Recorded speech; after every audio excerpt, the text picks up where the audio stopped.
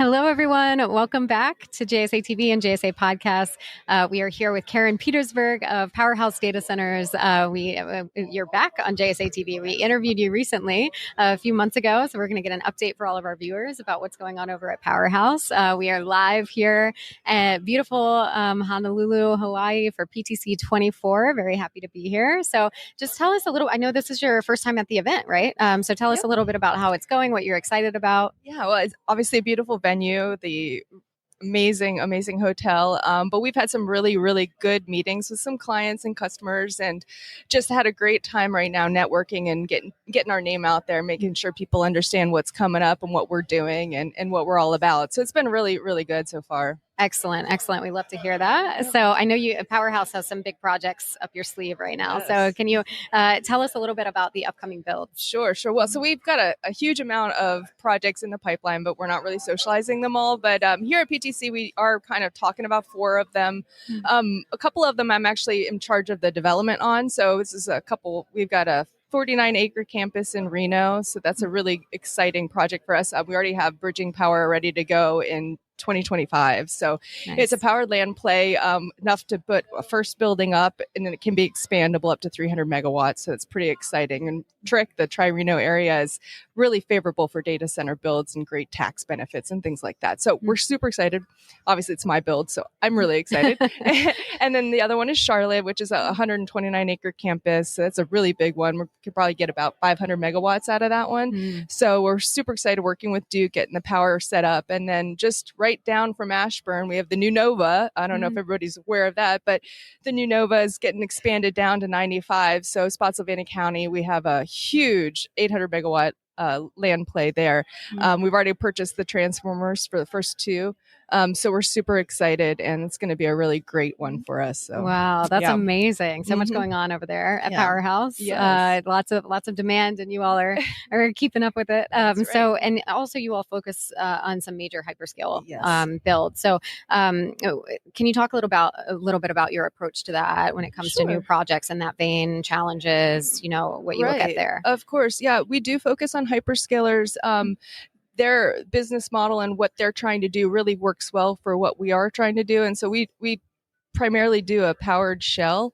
And so it plays in well with what our hyperscale customers need. And so we have to really build these great relationships with them, because as technology changes and evolves, so does the design, which translates into the type of the building that we actually have to put out in the pro forma on the development. And so it's really important to build those relationships. The PTC is a great example of one way of being able to do that. And it's been really good for us so far. And but obviously with large scale campuses, there are challenges, right? There's a huge amount of capital outlay that goes into getting the power ready to go, so that when we do say that we have land, there's power there. And that's a big capital outlay. So, having that in the bank is tough. So having those good investment partners to help us land those deals is really great. So, excellent. Yeah. It's one of the common threads we talk about a lot on JSA TV, the power of partnership as the digital infrastructure industry tries to keep up with the amazing growth that's happening. Exactly. So just to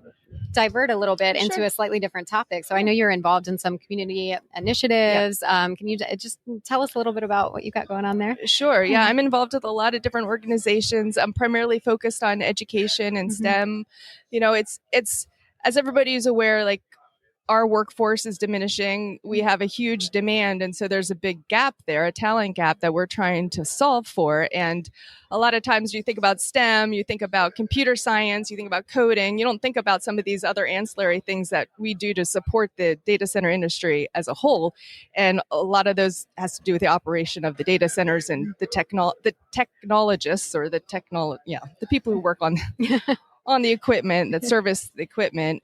They're the highest demand. And so, it's really hard to bridge that gap and get those people interested in those types of things when you have these sexy things like AI and machine learning out there, right? Yeah. So it's really finding those organizations that are focused on demystifying the data center industry and getting the education out to the masses. So Nomad Futurist Foundation's doing an incredible job there.